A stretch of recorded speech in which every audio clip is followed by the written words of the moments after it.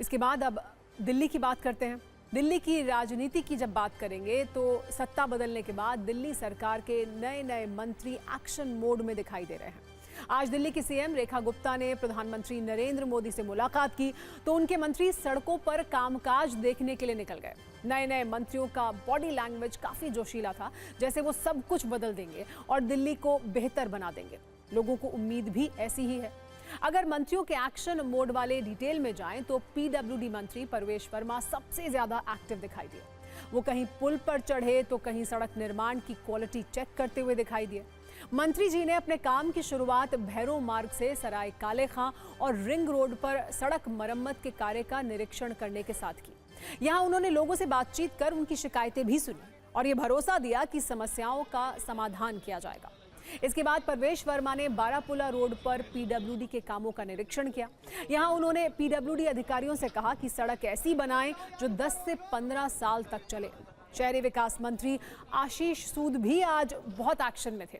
उन्होंने दिल्ली के अलग अलग इलाकों में सफाई व्यवस्था की जानकारी ली। कई जगह पर एमसीडी अधिकारियों को कड़ी फटकार भी लगाई। पंखा रोड के पास पड़े कूड़े के ढेर को साफ कराने के लिए तो वो खुद मौके पर पहुंच गए।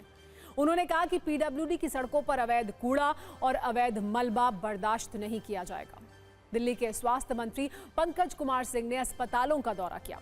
वो नजफगढ़ में जाफरपुर स्थित राव तुलाराम मेमोरियल अस्पताल का निरीक्षण करने पहुंचे। उन्होंने यहां मीडिया से बातचीत में कहा, अस्पताल के मौजूदा हालात बहुत खराब हैं। यहां डॉक्टरों की कमी है। एक एक कर सभी समस्याओं का समाधान होगा।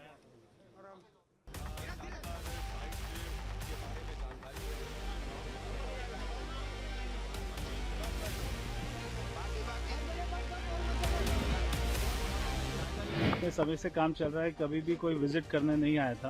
तो ये काम हमारा जितनी जल्दी से हो, क्योंकि अगर ऐसे कामों में समय लगता है उतना ही उसकी कॉस्ट भी बढ़ जाती है और वो सारा बोझ हमारे दिल्ली की जनता पे आता है।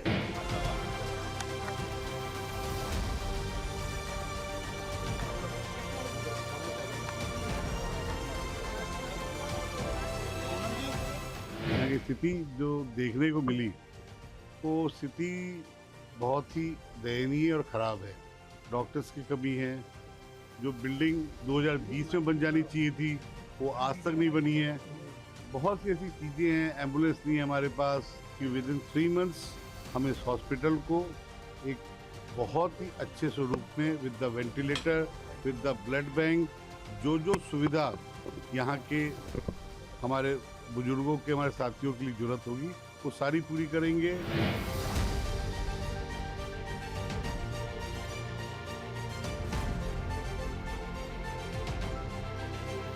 हम लोगों को इस लड़ाई को लड़ना पड़ रहा है क्योंकि नगर निगम में 2.5 साल में आम आदमी पार्टी के नगर निगम और मेयर ने इसकी दुर्दशा कर दी है।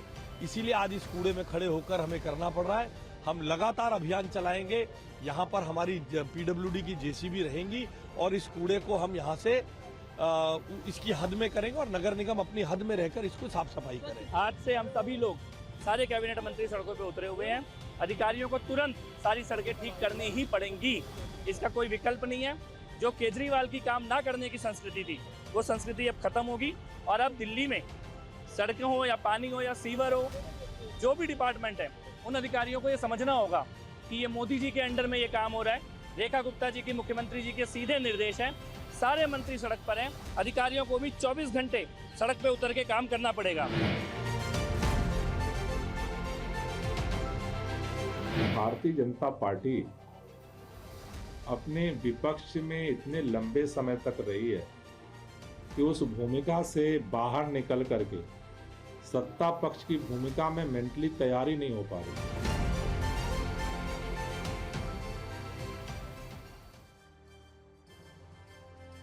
बॉलीवुड की एक फिल्म थी नायक। उसमें अनिल कपूर जब सीएम बने तो वो सड़कों पर ऑन स्पॉट फैसले लेते थे। कई बार सत्ता बदलने के कुछ दिनों तक हमारे नेताओं में नायक वाली वो झलक दिखती है, लेकिन धीरे धीरे जोश ठंडा हो जाता है और नेता और मंत्री दफ्तर में एसी की ठंडी हवा में काम करने को ज्यादा बेहतर मानने लगते हैं। हम उम्मीद करते हैं कि दिल्ली के मंत्रियों में जो जोश है वो बरकरार रहे और नायक वाला ये अवतार टेम्पररी नहीं बल्कि परमानेंट हो। वो दफ्तरों में कम बैठें, सड़कों पर लोगों की समस्या को ज्यादा देखें और उसका समाधान भी करें। सत्ता में अब पंजाब के मंत्रालय घोटाले की बात हो सकता है आपने पहले कभी मंत्रालय घोटाला ना सुना हो, लेकिन जब किसी नेता को ऐसे विभाग का मंत्री बना दिया जाए जो विभाग असलियत में मौजूद ही ना हो तो इसे और क्या कहेंगे। दावा है कि पंजाब में कैबिनेट मंत्री कुलदीप सिंह धालीवाल को आज से 20 महीने पहले एक ऐसे विभाग का मंत्री बना दिया गया जो असल में था ही नहीं। इस विभाग का नाम था प्रशासनिक सुधार विभाग। इसके जरिए मंत्री जी को सरकार के प्रशासनिक ढांचे में सुधार करने थे, लेकिन वो सुधार तो तब करते जब ऐसा कोई विभाग मौजूद होता। बताया जा रहा है कि ना तो ऐसा कोई विभाग था, ना इस विभाग में कोई कर्मचारी था, इस विभाग का कोई ऑफिस भी नहीं था और कभी कोई बैठक भी नहीं हुई। यानी प्रशासनिक सुधार मंत्रालय के नाम पर पंजाब में सिर्फ मंत्री जी थे, बाकी कुछ नहीं। 20 महीने बाद सरकार की नींद खुली तो नोटिफिकेशन जारी कर प्रशासनिक सुधार विभाग न होने की जानकारी दी गई। दरअसल कुलदीप धालीवाल को जून 2023 में प्रशासनिक सुधार और एनआरआई मामलों का मंत्री बनाया गया।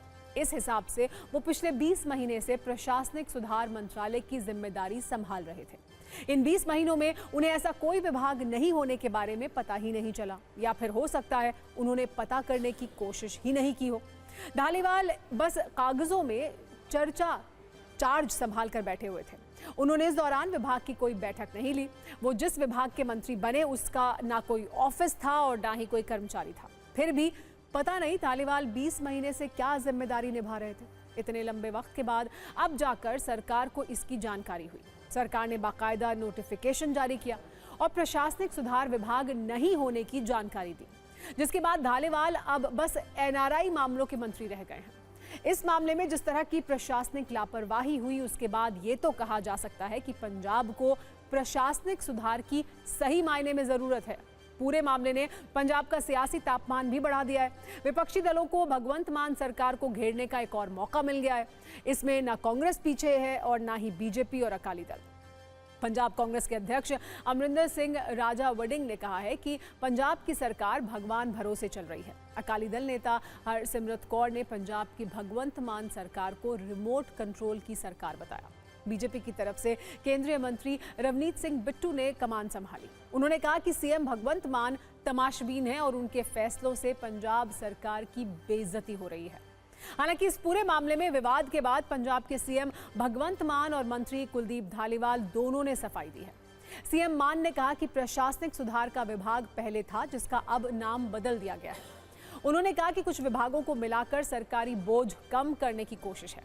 इस पूरे मामले में मंत्री कुलदीप धालीवाल ने कहा कि पंजाब की सेवा के लिए किसी विभाग का होना या ना होना मायने ही नहीं रखता।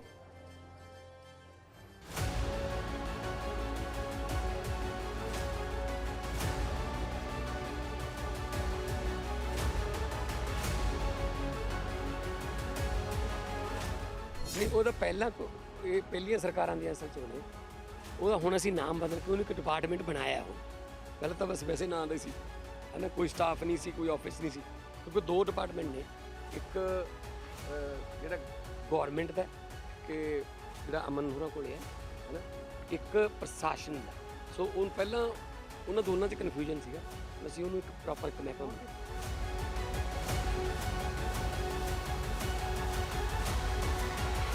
ਅਸੀਂ ਸਰ ਪੰਜਾਬ ਦੀ ਸੇਵਾ ਕਰਨਾ ਹੈ, ਅਸੀਂ ਮਹਿਕਮੇ ਲੈਂਦੀ ਹੈ, ਅਸੀਂ ਪੰਜਾਬ ਬਚਾਉਣਾ ਹੈ, ਸਾਡੇ ਗਾੜੀ ਪੰਜਾਬ ਹੈ। ਮਹਿਕਮੇ ਮੇਰੇ ਲਈ ਕੋਈ ਅਹਿਮੀਅਤ ਨਹੀਂ ਰੱਖਦਾ ਕਿ ਕੀ ਦੇ ਉਹ ਮੁੱਖ ਮੰਤਰੀ ਸਾਹਿਬ ਦੀ ਡਿਊਟੀ ਹੈ, ਉਹਨਾਂ ਨੇ ਸਾਡੇ ਕੋਲ ਜਿੱਦਾਂ ਦਾ ਕੰਮ ਲੈਣਾ ਹੁੰਦਾ ਹੈ ਦੇ ਰਹੇ। ਵੀ ਸਾਡਾ ਚੀਫ ਮਿਨਿਸਟਰ ਤਮਾਸ਼ਬੀਨ ਆ, ਕੇਜਰੀਵਾਲ ਤੇ ਇਹ ਡਰਾਮੇਬਾਜ਼ ਨੇ, ਪਰ ਐਡਾ ਬੜਾ ਧੋਖਾ ਨਹੀਂ ਪਤਾ ਸੀ ਵੀ ਐਡਾ ਬੜਾ ਧੋਖਾ ਕਰਨਗੇ। ਠੀਕ ਆ 1000 ਰੁਪਈਆ ਝੂਠ ਬੋਲਿਆ, ਹੋਰ ਗੱਲਾਂ ਝੂਠ ਬੋਲੀਆਂ, ਪਰ ਮੰਤਰੀਆਂ ਨੂੰ ਆਪਣਿਆਂ ਨੂੰ ਤੇ थल्ले काम की करना जेड़ा महकमे है नहीं। देखिए आज देश के लिए कितनी बड़ी शर्म की बात है, पंजाब इतना बदनाम दुनिया में हो रहा है। पंजाब में एक ऐसा मंत्री बना दिया जो डिपार्टमेंट एग्जिस्ट नहीं करता और वो मंत्री गाड़ी घोड़ा लेके घूम रहा है और उसको यही नहीं पता कि वो मंत्री है किस चीज़ का और मंत्री पद कौन सा है।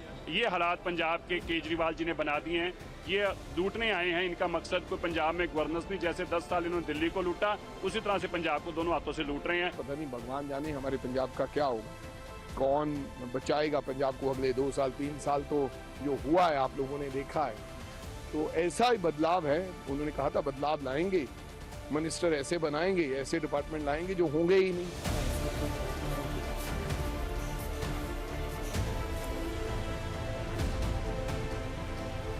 तीन साल उस मिनिस्टर को ये नहीं पता चला कि मेरे पास एडमिनिस्ट्रेटिव रिफॉर्म की कोई फाइल ही नहीं आई।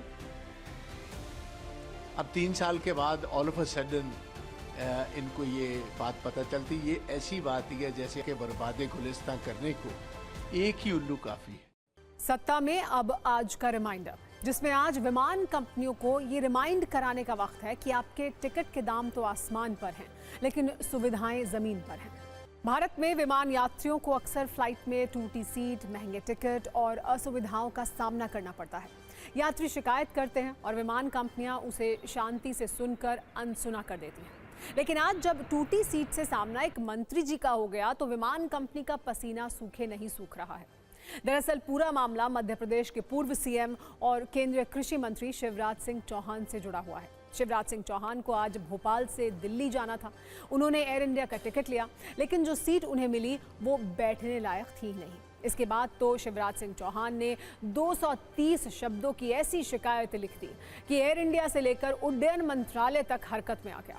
और ये शिकायत कोई गुप्त नहीं थी बल्कि सोशल मीडिया पर थी, जिसमें शिवराज सिंह चौहान ने लिखा कि आज मुझे भोपाल से दिल्ली आना था। पूसा में किसान मेले का उद्घाटन, कुरुक्षेत्र में प्राकृतिक खेती मिशन की बैठक और चंडीगढ़ में किसान संगठन के माननीय प्रतिनिधियों से चर्चा करनी थी। मैंने एयर इंडिया की फ्लाइट क्रमांक AI 436 में टिकट करवाया था। मुझे सीट क्रमांक 8C आवंटित हुई। मैं जाकर सीट पर बैठा, सीट टूटी और अंदर धंसी हुई थी। बैठना तकलीफदायक था। जब मैंने विमान कर्मियों से पूछा कि खराब सीट थी तो आवंटित क्यों की, उन्होंने बताया कि प्रबंधन को पहले सूचित कर दिया गया था कि ये सीट ठीक नहीं है, इसका टिकट नहीं बेचा जाए। ऐसी एक नहीं और भी कई सीटें हैं। मेरी धारणा थी कि टाटा प्रबंधन के हाथ में लेने के बाद एयर इंडिया की सेवा बेहतर हुई होगी, लेकिन ये मेरा भ्रम निकला। मुझे बैठने में कष्ट की चिंता नहीं है, लेकिन यात्रियों से पूरा पैसा वसूलने के बाद उन्हें खराब और कष्टदायक सीट पर बैठाना अनैतिक है। क्या ये यात्रियों के साथ धोखा नहीं है? ये सब लिखने के बाद अंत में उन्होंने एयर इंडिया को टैग कर दिया। सोशल मीडिया पर हुई इस शिकायत का ऑटोमेटेड ठीक वैसा ही जवाब आया जैसे किसी भी शिकायत में किसी भी आम व्यक्ति को आता है। शिवराज सिंह चौहान के पोस्ट पर रिप्लाई किया गया कि डियर सर, हम हुई असुविधा के लिए क्षमा चाहते हैं। हम इस मामले को देख रहे हैं, हम आपसे बात करना चाहेंगे। जब सहूलियत हो तो कृपया हमें डायरेक्ट मैसेज करें। जब आप किसी कंपनी को टैग करके कुछ लिखते हैं तो ऐसा ही रिप्लाई आता है। एयर इंडिया ने अपनी तरफ से ये रिप्लाई करके काम को खत्म कर दिया, लेकिन थोड़ी देर के बाद जैसे ही शिवराज सिंह चौहान का सोशल मीडिया पोस्ट वायरल हुआ, नागरिक उड्डयन मंत्रालय सक्रिय हो गया और एयर इंडिया के CEO से घटना की पूरी जानकारी मांगी गई। सिविल एविएशन मंत्री राम मोहन नायडू ने खुद एयर इंडिया CEO को शिवराज सिंह चौहान द्वारा लगाए गए आरोप पर डिटेल्ड जानकारी देने के लिए कहा है। अब जब केंद्रीय मंत्री के साथ एक घटना घटी है और पूरा मामला सार्वजनिक है तो इस पर राजनीति के छींटे भी पड़े हैं। कांग्रेस ने सत्ताधारी दलों के नेताओं को सलाह दी है कि वो ऐसी ही बिना VIP सुविधाओं के अलग अलग जगहों पर जाएं तो उन्हें जनता की परेशानी समझ आएगी।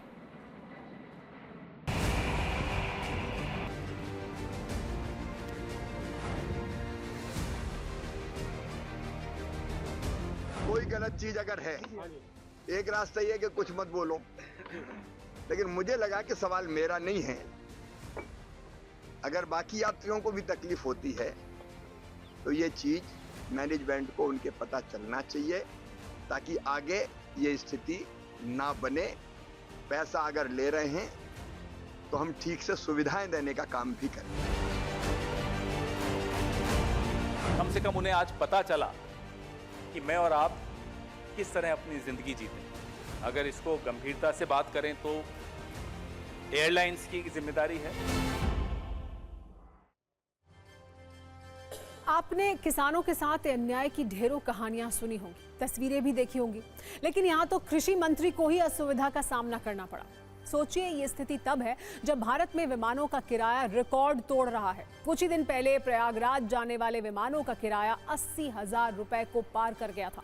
ये लंदन और न्यूयॉर्क जाने वाली फ्लाइट से भी ज्यादा था। लेकिन सुविधा के नाम पर ऐसी टूटी हुई सीट जिस पर बैठते ही आप गिर जाएं। इतना ही नहीं, लखनऊ से प्रयागराज की दूरी सिर्फ 200 किलोमीटर है, लेकिन 29 जनवरी को मौनी अमावस्या पर फ्लाइट का किराया 50,000 रुपए को पार कर गया। और देखिए सुविधा क्या है, पूरी की पूरी सीट भी धंसी हुई है। खूंटा बच चुका है, यानी सत्ता में आज का वक्त खत्म हो गया है। कल शाम 7 बजे आपसे एक बार फिर मुलाकात होगी। तब तक सभी न्यूज़ मित्रों से हमारी गुजारिश है कि वो सत्ता की न्यूज़ रील्स को ज़्यादा से ज़्यादा शेयर करें।